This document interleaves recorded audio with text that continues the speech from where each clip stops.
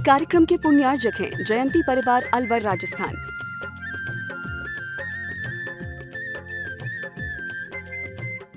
आदिनाथ भगवान की जय जय जय। देवादेव श्री महावीर भगवान की जय जय जय। संत श्रमणी गुरुवराचार्य श्री विद्यासागर जी महाराज की जय जय जय। नवाचार्य श्री समय सागर जी महाराज की जय जय जय। गुणैतर प्रेता शंका शमदन भावना एक प्रवर्तक जन जन के संत प्रखर वक्ता बोले परम पूज्य मुनि श्री प्रमाण सागर जी महाराज की जय जय जय। मुनिवर श्री निर्वेक सागर जी संधान सागर जी महाराज की। देवी अहिल्या की नगरी मालवा की शान इंदौर के आचार्य श्री विद्यासागर सभागार से प्रातःकालीन मंगल प्रवचन मंगल उद्बोधन का लाभ हमें आपको प्राप्त हो, उसके पूर्व Paras channel, Janwadi channel, Adinath channel और प्रमाणिक ऐप के माध्यम से जो इस प्रवचन श्रृंखला को सुनने के लिए घर में बैठ के तैयार हैं और यहाँ पर उपस्थित समस्त श्रावक श्राविकाओं का धर्म प्रभावना समिति के साथ साथ सकल जैन समाज इंदौर हार्दिक अभिनंदन स्वागत करता है। चलते हैं प्रतिदिन की भांति आज पुनः परम पूज्य मुनिवर के श्री चरण वंदन करते हुए आशीर्वाद प्राप्त करेंगे और निवेदन करेंगे मंगल प्रवचन के लिए। दोनों हाथ जोड़ लेंगे और मेरे साथ दोहराएंगे। जी जी बोलेंगे हे मुनिवर नमोस्तु नमोस्तु नमोस्तु। और आइए गुरुवर के आशीर्वाद से हम और आप मंगल प्रवचन मंगल उद्बोधन का लाभ हमें आपको प्राप्त हो, उसके पूर्व आपसे कहना चाहूँगा परम पूज्य मुनिवर के सानिध्य में आगामी अष्टानिका महापर्व के अवसर पर 108 मंडली सिद्ध चक्र महामंडल विधान में सिद्धों की आराधना करने का प्रथम बार इंदौर के श्रावक श्राविकाओं के साथ पूरे भारतवर्ष की समाज को प्राप्त हो रहा है। अतिशयकारी अद्भुत प्रभावना के साथ ये आयोजन 7 नवंबर से प्रारंभ होगा, 15 नवंबर को समापन होगा। बहुत सौभाग्यशाली परिवार हैं जो मंडल पुण्यार्जक के साथ अपने परिवार अपने रिश्तेदारों के साथ इस अनुष्ठान में सम्मिलित होने का सौभाग्य प्राप्त कर रहे हैं। लेकिन वो महा सौभाग्यशाली परिवार हैं जो 108 मंडल की एक साथ पूजन करने का सौभाग्य प्राप्त करेंगे। सामान्य इंद्राणी के रूप में जो भी इस अनुष्ठान में सम्मिलित होना चाहते हैं 31,000 रुपये की राशि आवास व्यवस्था के साथ रखी गई है, जिसमें आवास व्यवस्था, वस्त्र, द्रव्य सामग्री, भोजन आदि की संपूर्ण व्यवस्था कमेटी की ओर से की जाएगी। और आवास व्यवस्था के बिना 21,000 रुपये की राशि निश्चित की गई है और एकल इंद्राणी के लिए राशि निश्चित है मात्र 11,000 रुपये की। जो भी इस अनुष्ठान में पूरे 108 मंडलों की पूजन भक्ति आराधना करने का सौभाग्य सामान्य इंद्राणी के रूप में प्राप्त करना चाहते हैं, आप प्रमाणिक ऐप में रजिस्ट्रेशन करा के ये सौभाग्य प्राप्त कर सकते हैं और कार्यालय में राशि जमा करा के आप ये अवसर प्राप्त कर सकते हैं। बंधु आपसे कहना चाहूँगा 15 नवंबर को जब समापन शोभा यात्रा निकलेगी तब ऐसा महसूस होगा कि पूरा स्वर्ग उतर के इंदौर में आया है। 108 जिन बिंबों की शोभा यात्रा रथ यात्रा निकाली जाएगी, विभिन्न जिनालय से झांकियाँ आएंगी, बैंड बाजे के साथ महिला मंडल समाज जन उपस्थित होंगे। अद्भुत अतिशयकारी वो दृश्य होगा। इस दृश्य के साक्षी बनते हुए आप इस अनुष्ठान में सम्मिलित होने का सौभाग्य प्राप्त करें। आइए इन्हीं सूचनाओं के साथ आप सभी की ओर से परम पूज्य मुनिवर प्रमाण सागर जी महाराज से निवेदन है अपनी दिव्य देशना के माध्यम से सदुपदेश देकर हम सभी का मार्ग प्रशस्त करें। दोनों हाथ उठा के जयकारा लगाएंगे। बोले परम पूज्य मुनि श्री प्रमाण सागर जी महाराज की। सभी लोग अपने दोनों हाथ जोड़ लें और मेरे साथ महामंत्र के स्मरण के लिए अपना मानस त्याग।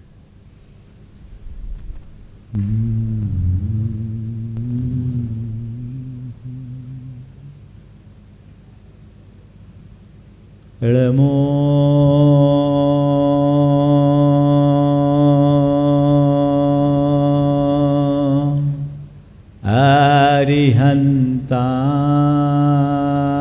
अरिहन्ताणम्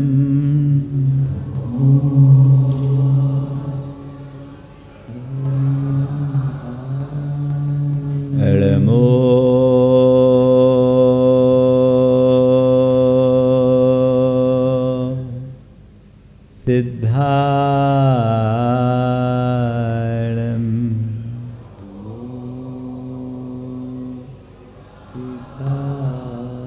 एळमो आयरिया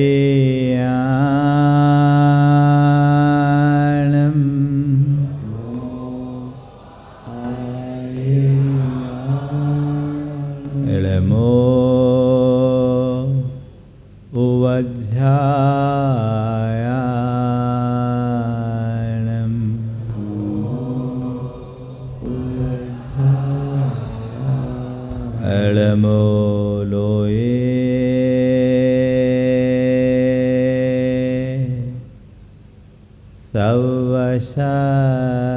सवशाहुनं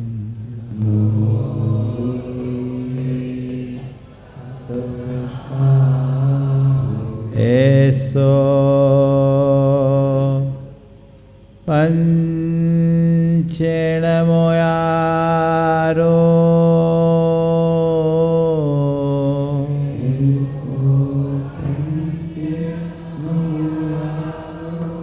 सवपाव पणाशिनो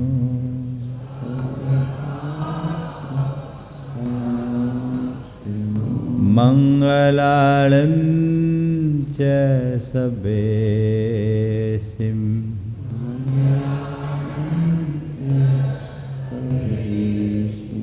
पढ़मं ओ मंगलम।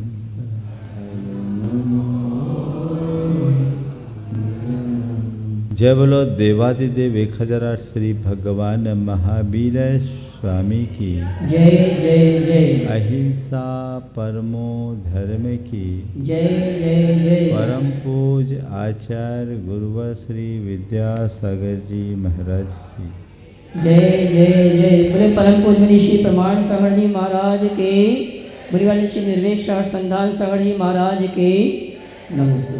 तो प्रभु आराधना में लवलीन आचार्य मानतुंग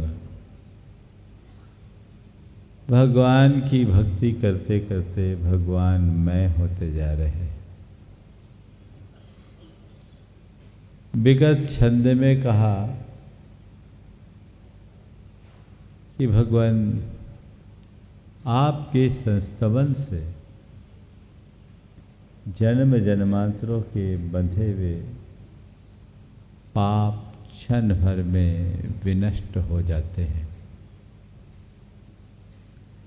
आप पाप विनाशक हो। अब वे कहते प्रभु आपकी महिमा तो अचिंत्य है, आपके विषय में मैं क्या कहूँ। संस्तवन तो बहुत दूर की बात है, आपका नाम लेने मात्र से सबका काम हो जाता है।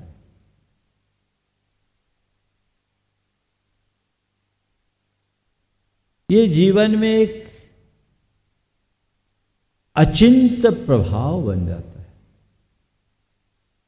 बड़ी अद्भुत बात अगले श्लोक छंद में की जा रही है।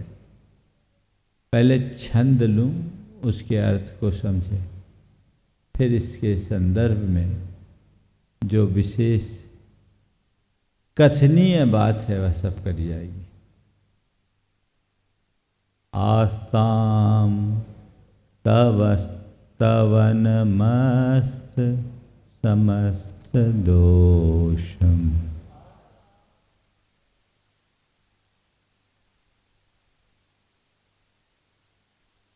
आस्ताम तवस्तवनमस्त समस्त दोषम।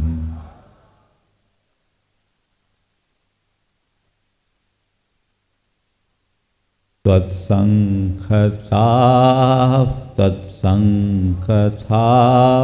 जगतां दुरितानि हन्ति।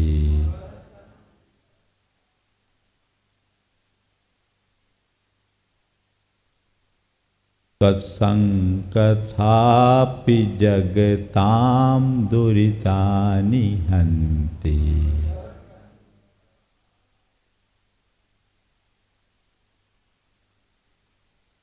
दूरे सहस्र किरणः कुरुते प्रभैव।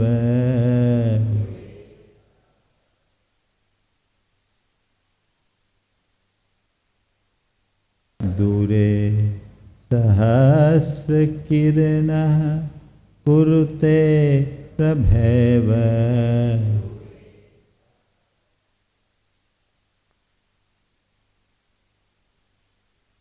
पद्मा करे सुजल जानी विकास भांजी।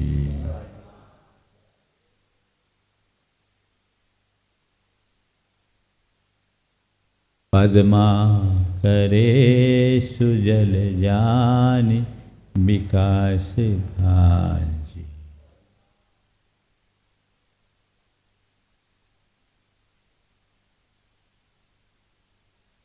कह रहे हैं, हे भगवान, तौ अस्त समस्त दोषम स्तवनम, अस्त समस्त दोषम, सब दोषों से रहित, तव स्तवनम, आपका स्तवन, दूरे आस्ताम, दूर रहे।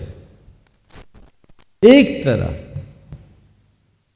आपका दोष रहित स्तवन तो अलग ही बात है, आस्ताम, दूरे आस्ताम, दूर रहे।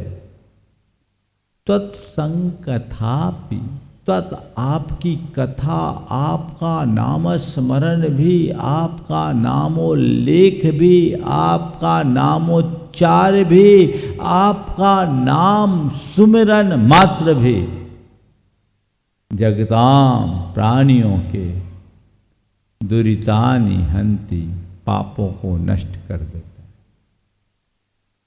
दोष रहित स्तवन की बात तो बड़ी दूर रहे, आपका नाम स्मरण मात्र भी प्राणियों के पापों को नष्ट कर डालता है। यानी आपके नाम लेने मात्र से पाप कट जाते हैं। फिर उदाहरण कितना अच्छा है, दूरे सहस्त्र किरणा प्रभैव कुरते पद्मा करे सुजल जानी विकास भांजी, प्रभा एव कुरते। सहस्त्र किरणा दूर है, दूरे, सूरज तो दूर रहे।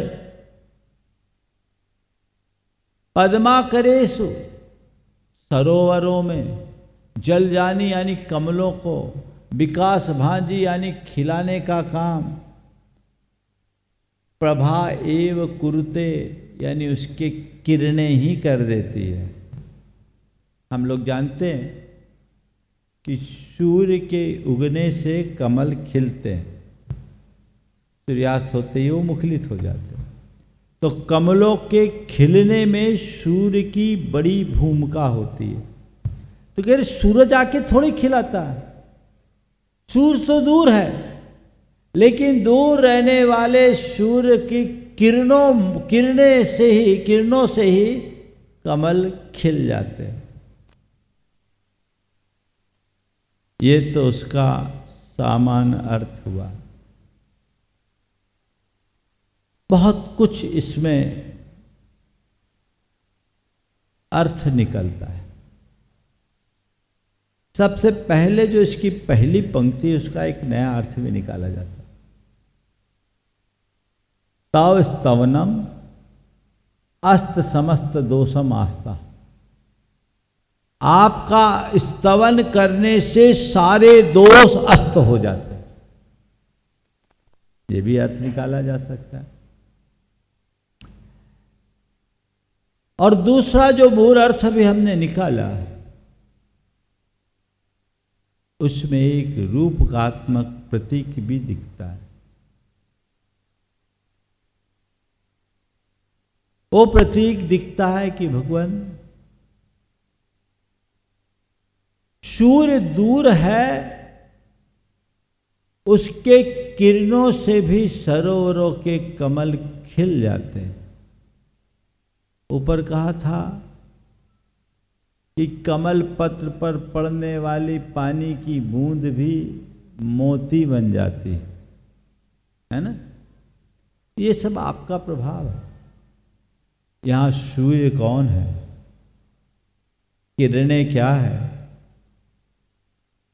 कमल कौन है, सरोवर क्या है, मोती कौन है और कमल पत्र क्या है, स्तुति क्या है, थोड़ा समझिए। सूर्य है प्रभु परमात्मा। क्या है? प्रभु परमात्मा। कमल हम सब हैं भक्त। भक्ति है सरोवर और किरणें हैं कृपा की। परमात्मा रूप सूर्य की कृपा रूप किरणें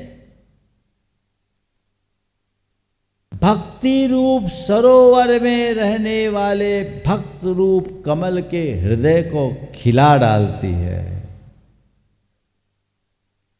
और जो शब्द हैं वे हैं पानी की बूंदें, और वे हृदय के उद्गार है जो निकलते ही स्तुति रूप स्तोत्र रूप मोती का रूप ले लेते हैं। अभी आचार्य कह रहे हैं कि भगवान सब दोषों से रहित स्तवन करना हर किसी के वश की बात नहीं है। जिसमें छंद हो, अलंकार हो, रूपक हो, बिंब हो, अभिव्यंजना हो, प्रतीक हो, उन सब से मंडित कोई स्तोत्र हो, उससे कोई आपकी स्तुति करे, उसका कर्म झड़े, अच्छी बात। लेकिन जिनको ये सब चीजें नहीं आती उसके कर्म नहीं झड़ेंगे क्या? उसके भी झड़ सकते हैं। ये सब बहुत दूर की बात है। आपका नाम स्मरण मात्र भी संसार के प्राणियों का पाप नष्ट कर देता है। अब यहां सवाल उठता है, भगवान का नाम लेने मात्र से कर्म कैसे कटेंगे? कोई त्याग करो, कोई तपस्या करो, तो फिर भी समझ में आता है केवल नाम ले लो। तो केवल नाम लेने मात्र से कर्म कैसे कटेंगे? एक बार मुझसे किसी ने सवाल किया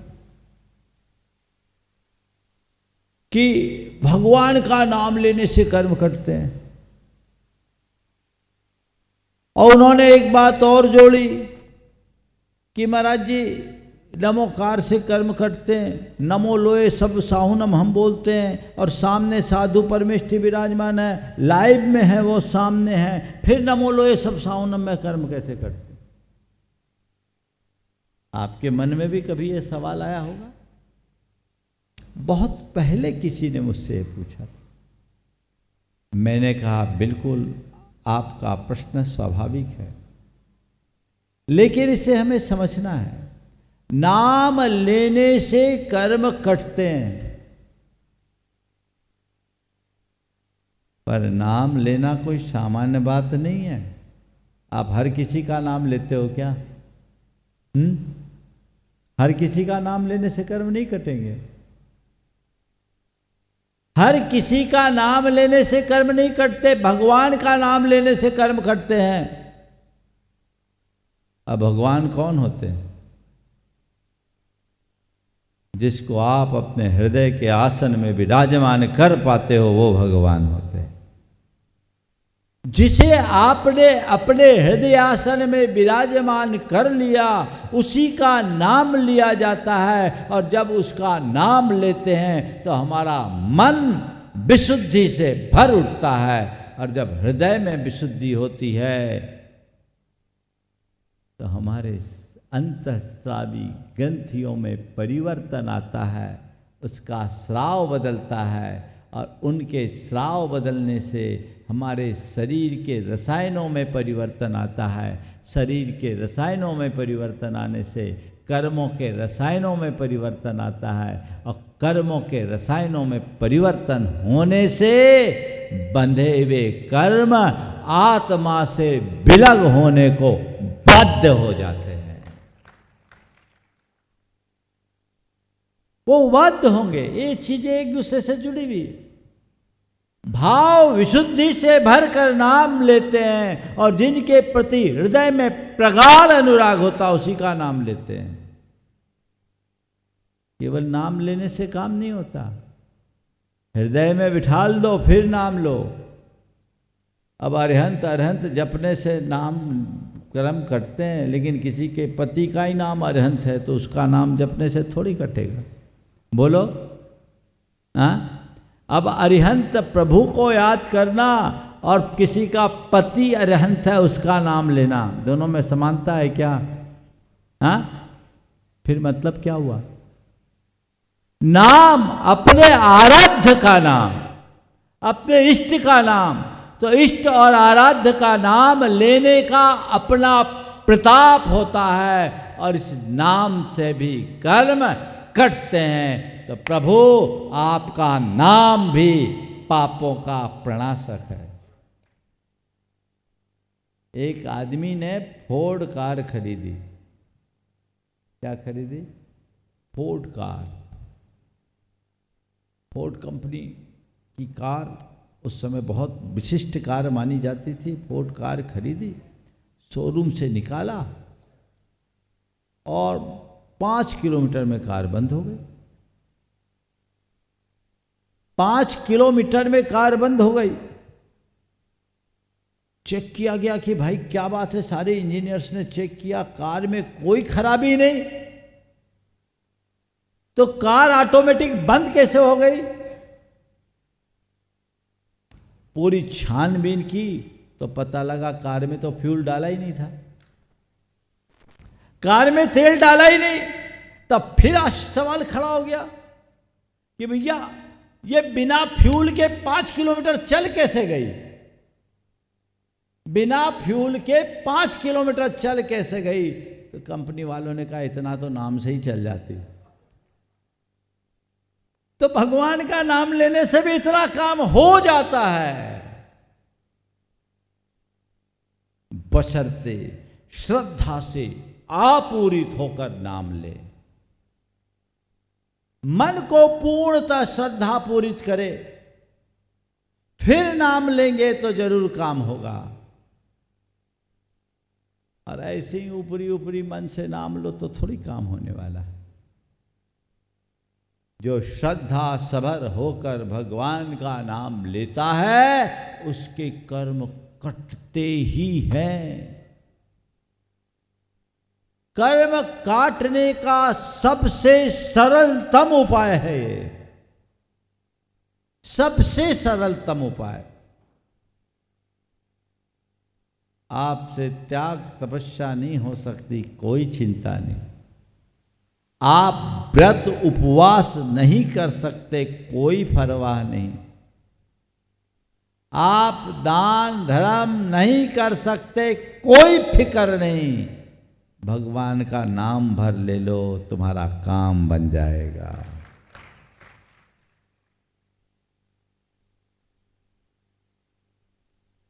तुम्हारा नाम लेने से मेरा सब काम होता है। तुम्हारा क्या बिगड़ता है, मेरी किस्मत सुधरती है। किसी की पंक्तियां, तत्संकथापि जगताम दुरितानि हन्ति।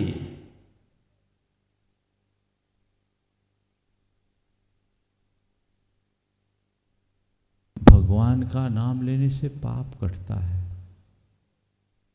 देखो, भगवान का नाम लेने से हमारे साथ एक ही काम नहीं होता, 4 काम होता।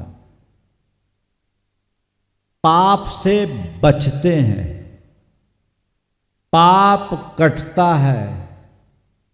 क्या हुआ? पहला काम पाप से बचना, दूसरा काम पाप का कटना, तीसरा काम पाप का छूटना और चौथा काम पुण्य का बंधना।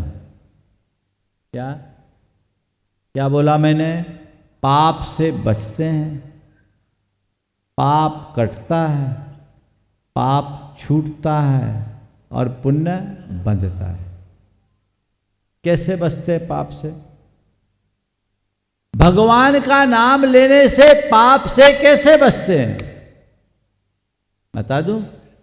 अब बताना ही पड़ेगा महाराज, हम आए इसीलिए। जितनी देर भगवान का नाम लेते हो विषय कसायों से दूर होते हो कि नहीं? हाँ, उतनी देर पाप से बचे कि नहीं? बोलो। तो भगवान का नाम तुम्हें पाप से बचाता है कि नहीं? बचाता है। जोरदार स्वागत करो। पाप से बच गए? तो पाप से बचना चाहते हो? बोलो। तो क्या करना है? भगवान का नाम लेना है ना? तो लेना शुरू कर दो। भगवान का नाम लेने से पाप से बच गए। ठीक। फिर इतना ही नहीं, पाप कटता भी है। पाप कैसे कटता है सो भी हम बता चुके। पाप कटता है जब भगवान का नाम भाव विशुद्धि पूर्वक हम लेते हैं, हृदय में विशुद्धि का भाव जगता है और बढ़ी हुई उस विशुद्धि के प्रताप स्वरूप हमारे अंतर का सारा पाप कटने लगता है। ठीक है, इसमें भी कोई बात नहीं है, तो आप मान रहे हैं। कटना ही नहीं, पाप छूटता भी है। मतलब भगवान का नाम लेने से भगवान के प्रति अनुराग बढ़ता है। बढ़ता है कि नहीं बढ़ता? बोलो। जितनी हम भगवान का जितना जितना नाम लेते हैं भगवान से उतना उतना अनुराग होता है, और जितना जितना भगवान से अनुराग होता है उतना उतना विषयों से वैराग होता है। भगवान की अनुरक्ति ज्यों ज्यों बढ़ती है विरक्ति का भाव बढ़ता जाता है। और विरक्ति है क्या? पाप को छोड़ने का नाम ही तो विरक्ति है। इसी का नाम तो वैराग्य है।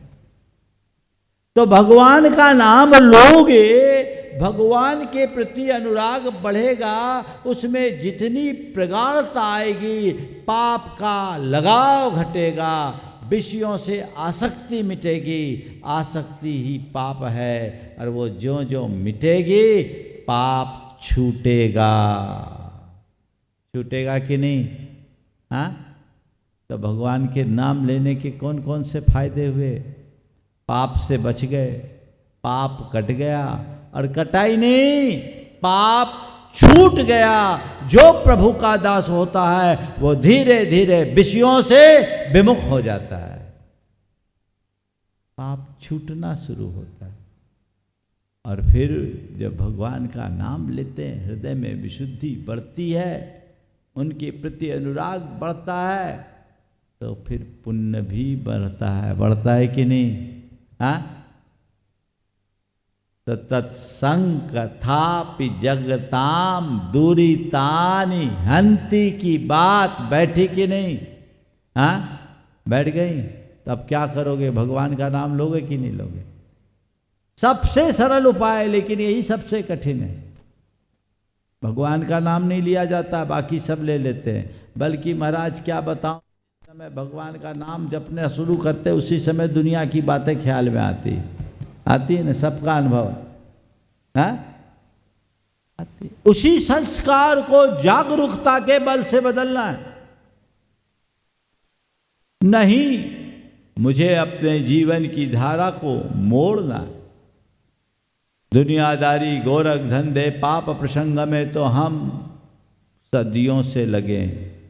उनसे हटकर जब परमार्थ में अपनी बुद्धि को नियोजित करते हैं तभी जीवन को बेहतरी प्रदान करने में समर्थ हो पाते हैं। तो अपने जीवन को बेहतर बनाना है तो दुनियादारी से हटकर, पाप प्रसंगों से हटकर सत्कर्मानुष्ठान से जुड़ने का प्रयत्न करें, जो हम कुछ अच्छा कर सके। बहुत कठिन है। अच्छे अच्छे लोगों से नाम नहीं लिया जाता। गुरुदेव के पास एक सज्जन आए थे, बहुत पुरानी बात है, मड़िया जी में। डॉक्टरों ने जवाब दे दिया। लोग सोचे गुरुदेव से आशीर्वाद दिलाएं। मेडिकल के सामने मड़िया जी थे।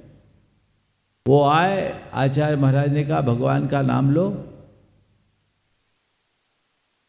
सचेतन थे, सब कुछ थे। भगवान का नाम लो।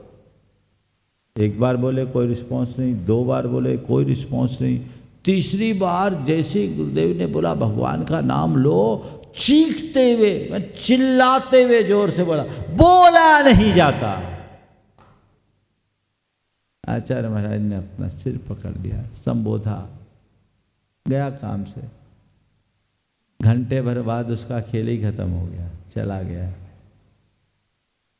बिरले भाग्यशाली लोग होते हैं जिनका भगवान से अनुराग होता है और अंत समय तक नाम ले पाते हैं।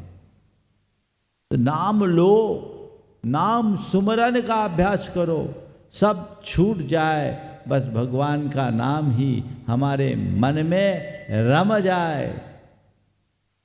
देखो हमारे देश में एक परंपरा है, नोट गिनते हैं ना तो शुरुआत कैसे करते हैं? राम, एक को राम बोलते हैं, राम, फिर 2 3 4 5। महाजन लोग पहले ऐसे ही करते थे। अब आजकल के लोगों की कहानी,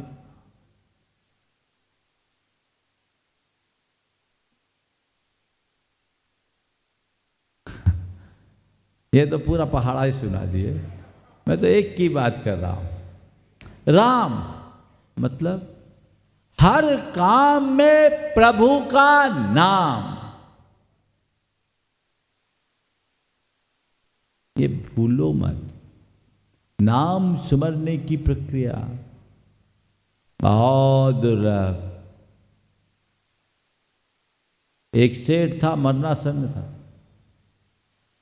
आखिरी में सब चाहते कि भैया भगवान का नाम जपो, उससे कल्याण होगा, बाकी तो सब संसार का कारण। उसके बेटे उसकी सेवा में थे। काफी देर बाद होश आया। बच्चों ने कहा पापा आप चिंता मत करें, भगवान का नाम जपें। तो वो तो सेठ था, साहूकारी का धंधा था, ब्याज बट्टे का काम करता था। जैसे ही कहा भगवान का नाम जपो, तो भगवान का नाम कहाँ जपे, उसके ज़बान पे तो ग्राहकों के नाम रटे थे। जैसे कहा आप तो भगवान का नाम जपो, तो उसने कहा ठीक याद दिलाया बेटा, भगवान दास पंडित से 40,000 रुपये लेने हैं, पिछले 6 महीने से ब्याज भी नहीं दिया, वसूल लेना। बच्चों ने कहा ये तो उल्टा हो रहा है, भगवान दास पंडित की बात कर, भगवान का नाम ले रहे, भगवान दास पंडित कह रहे। उन्होंने कहा चलो ठीक है हम नाम ले लेते हैं, आप ठीक है वो हम कर लेंगे, आप तो राम राम जपो, आप तो राम का नाम जपो। बड़ा अच्छा बताया बेटा। राम भरोसे चौधरी ने भी 6 महीना से कोई ब्याज नहीं चुकाया। अब ऐसों को क्या बोले जिनको भगवान की जगह भगवान दास पंडित नजर आए और राम की जगह राम भरोसे चौधरी दिखे, वो तो राम ही भरोसे है। अभ्यास बनाइए, नाम स्मरण का अभ्यास बनाइए। ये जितना आप बनाओगे अंत में वही काम में आएगा। शास्त्रों के अनुसार अच्छे अच्छे ज्ञानी मुनियों को भी अंत में भगवान का नाम बहुत दुर्लभ होता है। इसलिए जीवन भर जो ये अभ्यास रखता है वही अंत में कर पाता है। अतः तत्संकथापि जगताम दुरितानि हंति की उक्ति को याद करो, इसे अचिंत फलदायी मानो। हम लोग जिन सहस्रनाम स्तोत्र पढ़ते हैं, सहस्रनाम में है क्या? भगवान का नाम ही तो है। ये नाम स्तवन, नाम सुमरन का सबसे श्रेष्ठ आधार आलम्बन है, कर्म काटने का माध्यम। पाप से बचना, पाप काटना और पाप से छूटना या पाप को छोड़ना चाहते हो तो भगवान के नाम का स्मरण करना शुरू कर दीजिए। आचार्य मानतुंग हमें यही सलाह दे रहे हैं।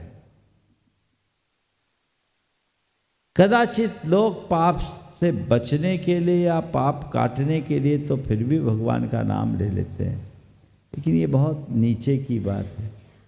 इसका असली फल तो पाप से छूटना है। एक बार पाप से छुटकारा पा गए तो जीवन का उद्धार हो गया, क्योंकि हमारा समग्र जीवन पाप पंक में डूबा हुआ है। उससे ऊपर उठे और अपने जीवन की दिशा को सुनिश्चित करे, जो हमारे जीवन को बेहतर बना सके और हम कुछ अच्छा कर सके।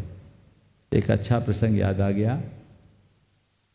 एक संत थे दयालु प्रकृति के थे। वे अपने घोड़े पर सवार होकर कहीं जा रहे थे। रास्ते में एक राहगीर ने उनसे लिफ्ट मांगी। कृपा बत्सल होने के कारण उन्होंने घोड़े को रोका, अपने साथ उसे भी बिठाल दिया। उसने कहा, महाराज आप तो साधु संत हो, ये घोड़ा ओड़ा से आपका क्या प्रयोजन, हम गृहस्थों के काम किए, आप घोड़ा हमें दे दो तो कितनी बड़ी कृपा होगी। संत ने मुस्कुराते हुए कहा, ठीक है मैं घोड़ा तो दे दूंगा, लेकिन एक शर्त है। बोले क्या?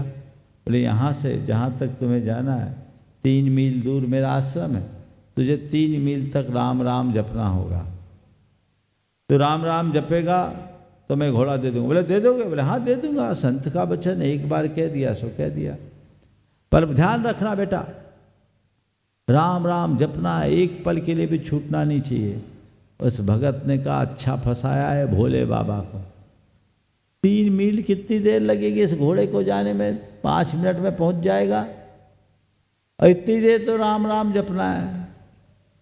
अब वो घोड़े पर सवार हुआ। अब दिमाग में एक फितूर खड़ा हो गया, ये बाबा घोड़ा तो देगा, लगाम देगा कि नहीं? घोड़ा तो देगा, लगाम देगा कि नहीं? घोड़ा देगा, लगाम देगा कि नहीं? घोड़े की बात हुई, लगाम की तो बात हुई नहीं। घोड़ा देगा, लगाम देगा कि नहीं? राम राम राम राम राम राम। घोड़ा देगा, लगाम देगा कि नहीं? राम राम राम राम। घोड़ा देगा, लगाम देगा कि नहीं? ये दिमाग में फितूर निरंतर चलता रहा। उसने सोचा, हद हो गई, इतनी माथा पच्ची करने से क्या फायदा, पूछ ही लेता हूं ना। घोड़ा तो दोगे, लगाम दोगे कि नहीं? बाबा घोड़ा दोगे, लगाम दोगे कि नहीं? बाबा पीछे मुड़ते हुए कहा, बच्चू अब न घोड़ा मिलेगा न लगाम, क्योंकि तुमने हमारी शर्त तोड़ दी। बहुत कठिन है, इसलिए कैसे नाम ले, अभ्यास बनाइए। मन जब उस समय इधर उधर जाने लगे तो अपने मन से कहिए, देख तेरी सब बातों को मैं सुनूंगा, पर अभी तेरी कोई बात सुनने वाला नहीं हूं। इस समय मैं तेरी कोई सुनवाई नहीं करूंगा। इस समय मैं प्रभु का आराधन कर रहा हूं। इस समय मैं नमोकार मंत्र जप रहा हूं। इस समय तुझे मेरी सुननी होगी। मन रिवर्ट आएगा,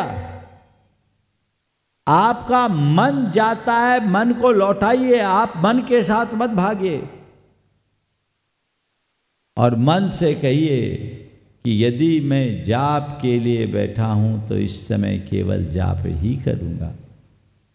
और रुचि पूर्वक किए गए काम में मन स्थिर होता है, और अरुचि के काम में मन भटक जाता है। अब बताओ, अभी आप लोगों को प्रवचन सुन रहे हो, मन लगा हुआ है कि इधर उधर जा रहा है?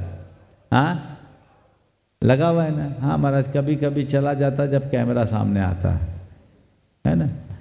लेकिन अभी आपका मन लगा है, क्यों? क्योंकि आप रुचि पूर्वक सुन रहे हो, इसलिए।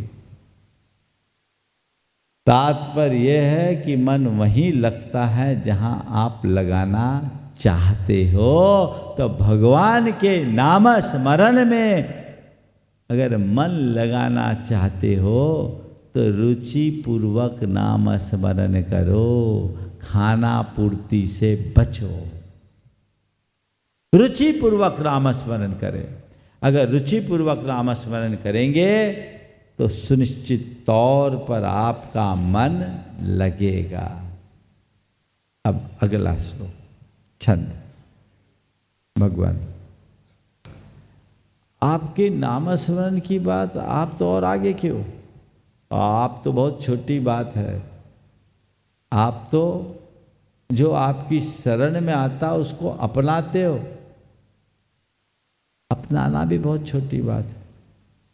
अपना बना लेते हो, बोले ये भी छोटी बात है।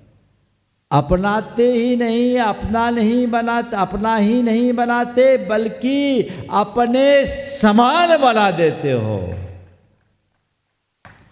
और इसमें मुझे कोई आश्चर्य नहीं दिखता। क्यों नहीं दिखता? क्योंकि ऐसा होना ही है। बना देते हो, इसमें कोई आश्चर्य नहीं। आपकी शरण में आने के बाद कोई आप जैसा न बने, इसमें आश्चर्य है।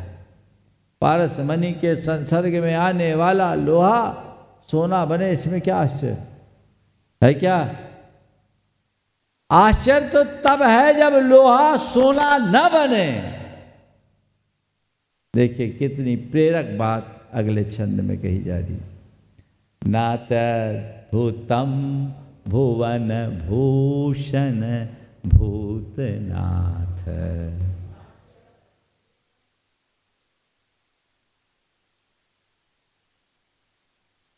नातद्भुतं भुवन भूषण भूतनाथ।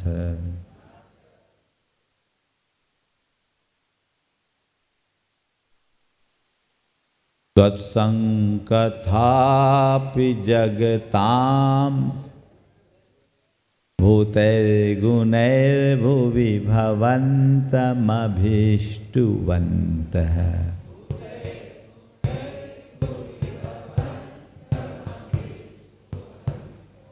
तुल्या भवन्ति भवतो ननु तेन किं वा।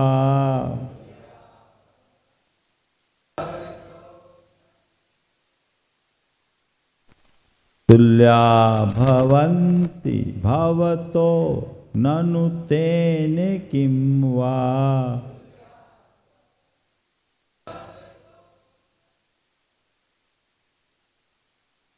भूत्याश्रितं यहि भूत्याश्रितं य इह नात्म समं करोति।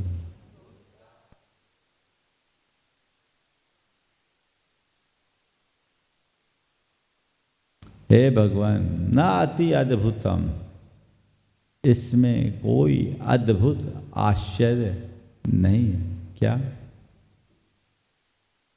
हे भुवन भूषण, हे तीन लोक के भूषण, हे भूतनाथ, हे प्राणियों के नाथ।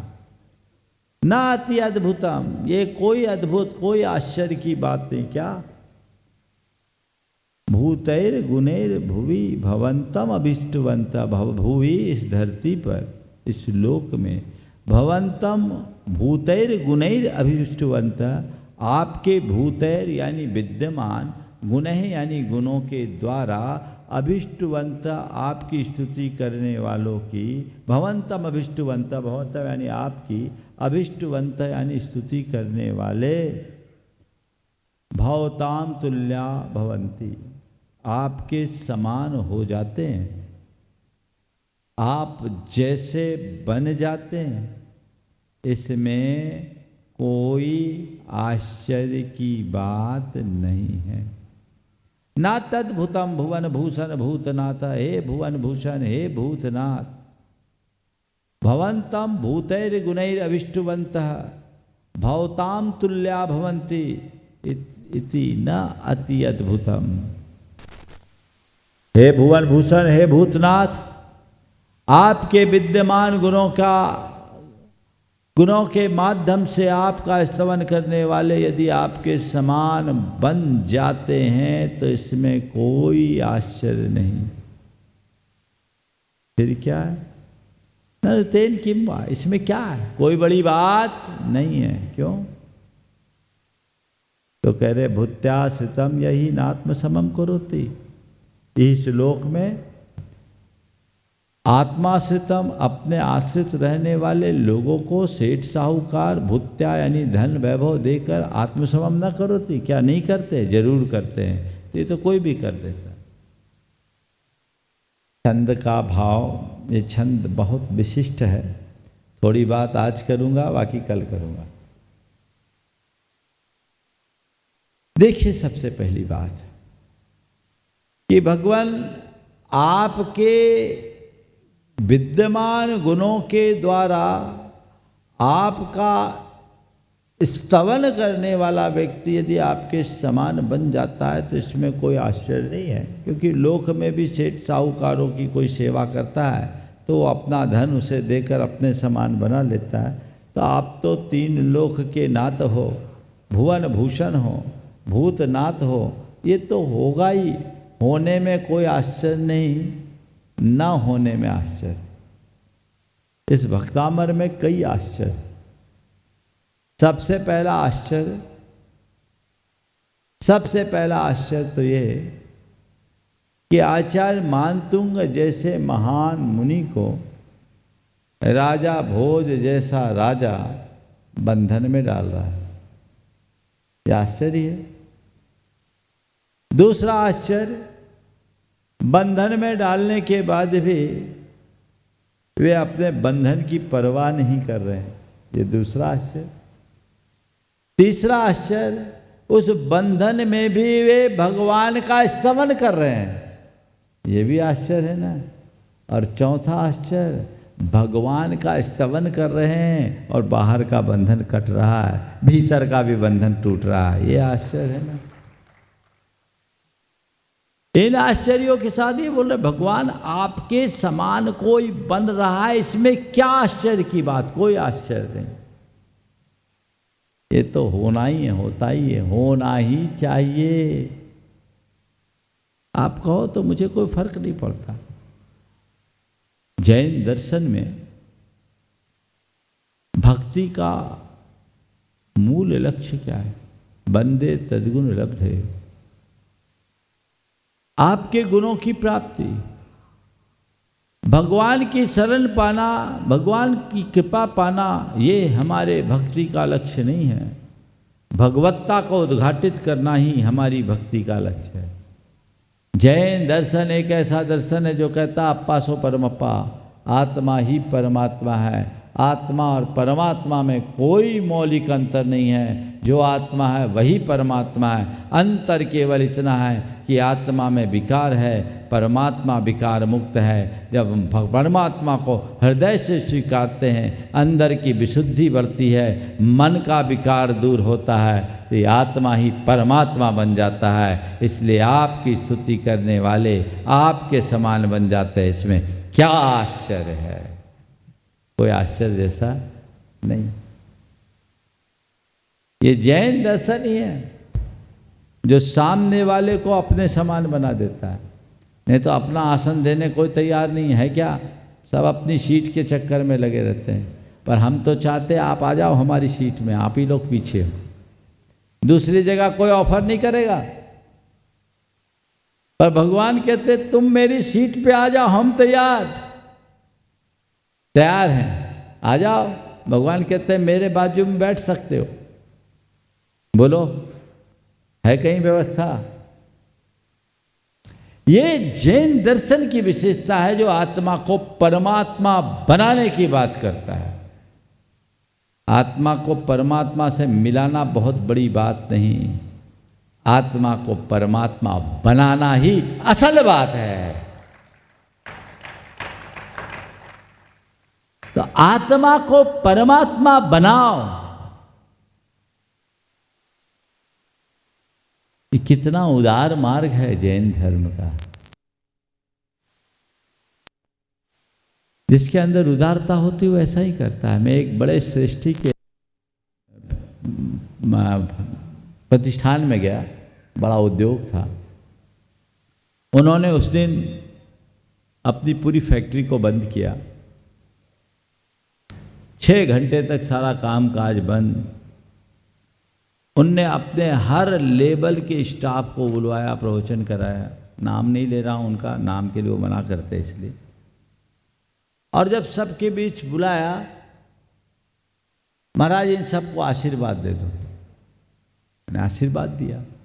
मैंने सहज ही पूछा, ये बताओ आप इनके बारे में क्या चाहते हो? ने छूटते ही कहा, महाराज सब मेरे जैसे बन जाए ऐसा आशीर्वाद दे दो। सब मेरे जैसे बन जाए ऐसा आशीर्वाद। कौन उद्योगपति चाहता है कि उसके 4th ग्रेड का कर्मचारी भी उस जैसा बन जाए? लेकिन जिसका हृदय विशाल होता है वह कुछ ऐसा ही सोचता है। समझ गए? तो नाति अद्भुतम इसमें कोई अद्भुत बात नहीं, कोई आश्चर्य की बात नहीं। 5 मिनट और लगेंगे। इसमें कोई आश्चर्य की बात नहीं, इसमें कुछ अद्भुत नहीं है, ये तो है ही। ना हो तो आश्चर्य। आप लोग पूजा बोलते हो तो पूजा में आप लोग बोलते हो अपनो बिरद निहार के कीजे आप समान, है ना? बोलते हैं यो बिरद आप निहार स्वामी, दीजिए शिवनाथ जी, ये बोलते हैं। मेट जामन मर, ठीक। और आलोचना पाठ में प्रभु अपनो बिरद निहारो, और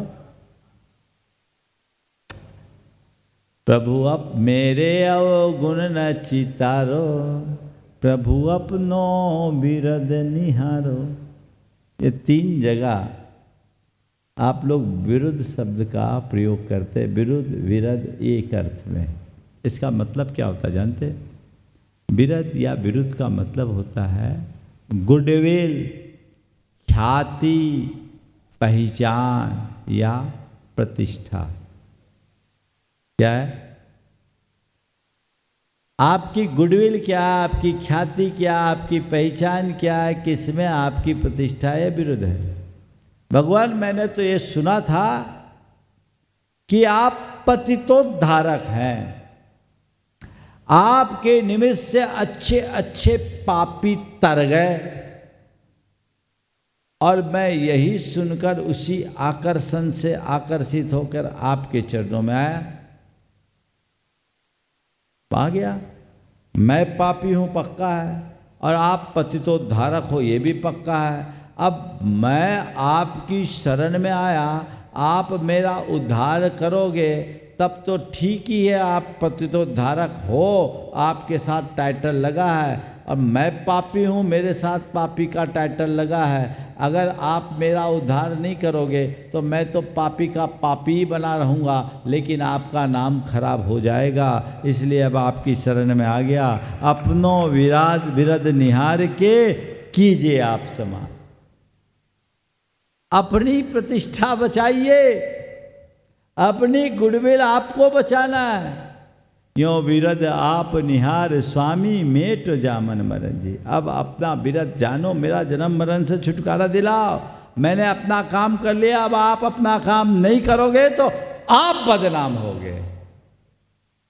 मेरे अवगुण न चितारो, प्रभु अपनो विरद निहारो। मैं तो अवगुणी, पापी, दुष्ट, दुरात्मा हुई, टाइटलाइज। अब आपका काम है कि मेरे दोषों को माफ करना, और न केवल दोषों को माफ करना अपितु दोषों को साफ करके अपने समान बनाना। ये अद्भुत है। तो इस प्रकार से यहां पर कोई आश्चर्य जैसी बात नहीं है। हमें आपकी शरण में आने के बाद आप जैसा बनने का भाव आ रहा है। इस छंद में 11 बार भ शब्द का प्रयोग है, भ अक्षर का, भकार का 11 बार प्रयोग। कल बताऊंगा ये भकार किस किस अर्थ में लेंगे। भ से भगवान भी होता है, भ से भंते भी होते। ये भ 11 बार मैंने देखा है ना, 11 बार भ है। चर्चा कल करूंगा, आज समय हो गया है। लेकिन अभी आने वाले सिद्ध चक्र महामंडल विधान की सूचना आप सबको दी गई। अद्भुत विधान आगामी 7 तारीख से लेकर 17 तारीख तक का ये बृहद आयोजन है, जिसमें 108 मंडलीय सिद्ध चक्र महामंडल विधान, कोई सामान्य विधान है नहीं। बहुत दुर्लभता से लोगों को ऐसा योग मिलता है। मंडल तो पूरे हो गए, वेटिंग में भी है। अभी भी जिन्हें चाहिए वो वेटिंग में अपना नाम दे सकते हैं, क्योंकि लास्ट मूवमेंट में बहुत सारी विकेट गिरती हैं, इसमें कोई संशय की बात नहीं। अपना नंबर लगाना है लगा लो। लेकिन जिन्हें मंडप में आने का सौभाग्य नहीं मिल रहा है, मंडल लेने का सौभाग्य नहीं मिल रहा है, अभी उनके लिए कुछ वैकेंसी खाली है। वे इंद्र इंद्राणी के रूप में जोड़े सहित बैठकर मंडल का लाभ ले ले, पूरे 108 मंडपों का लाभ ले। ये मौका अभी आपको चूकना नहीं है। कमेटी ने आप सबकी भावनाओं को देखते हुए पंडाल का विस्तार 50 फुट और ज़्यादा कर दिया। इस कार्यक्रम के पुण्यार्जक हैं जयंती परिवार अलवर राजस्थान।